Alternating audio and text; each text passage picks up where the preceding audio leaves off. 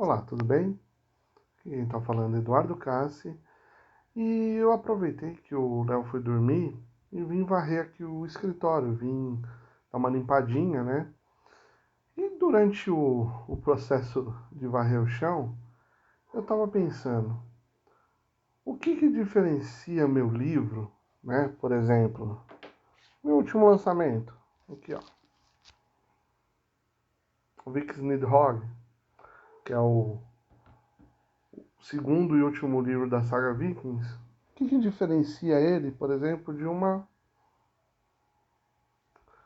vassoura?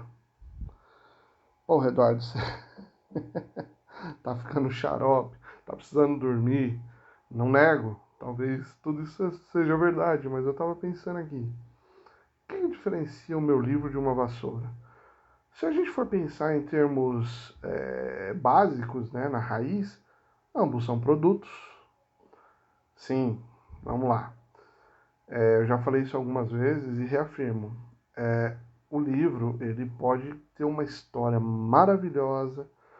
E quando eu falo livro, eu falo de livro e quadrinhos. Ele pode ter uma narrativa perfeita, ele pode ser uma obra de arte.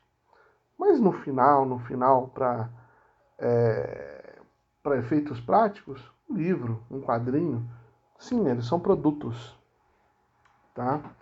Assim como a vassoura.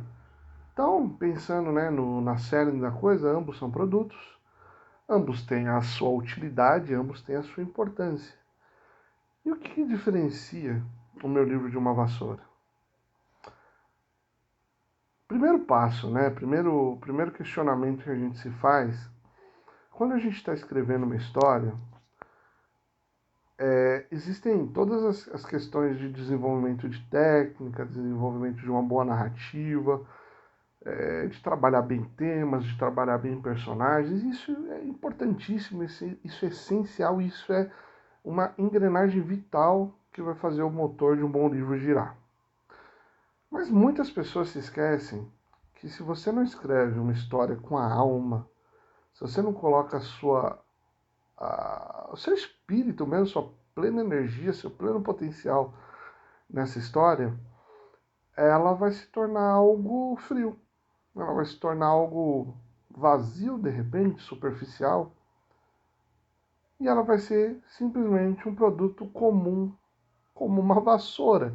Eu pensei na vassoura porque eu estava varrendo o chão, mas podia ser com uma caneta, com uma cadeira, enfim, todos têm suas funções, todos têm sua utilidade, sua importância, mas o que diferencia um livro, um quadrinho, o que diferencia uma boa obra é a alma e a identidade que o autor ou a autora colocaram durante a criação das histórias. Quantas vezes a gente pega um livro, né, ou um quadrinho e lê. Puta, pode ser até uma temática que a gente acha interessantíssima, pode ter até uma boa construção, que você fala, pô, muito bom, legal. Mas sabe aquele gostinho de... Faltou um pouquinho de tempero nessa comida? A comida, né, tava bem preparada, ela saciou, né, no sentido absoluto da coisa, mas faltou aquele tempero, faltou aquele capricho para, né, dar aquele estalo e falar, porra, que ótima história. Ou, né, a mesma coisa da comida, nossa, que prato delicioso, vou voltar nesse restaurante, vou voltar na casa do cara assim, para comer a comida dele. E é isso, quando a gente cria as nossas histórias e não se preocupa em colocar o nosso pleno potencial, nossa identidade, nossa verdade, os leitores percebem, eu falo por experiência própria, os leitores percebem, os leitores sabem, os leitores sentem.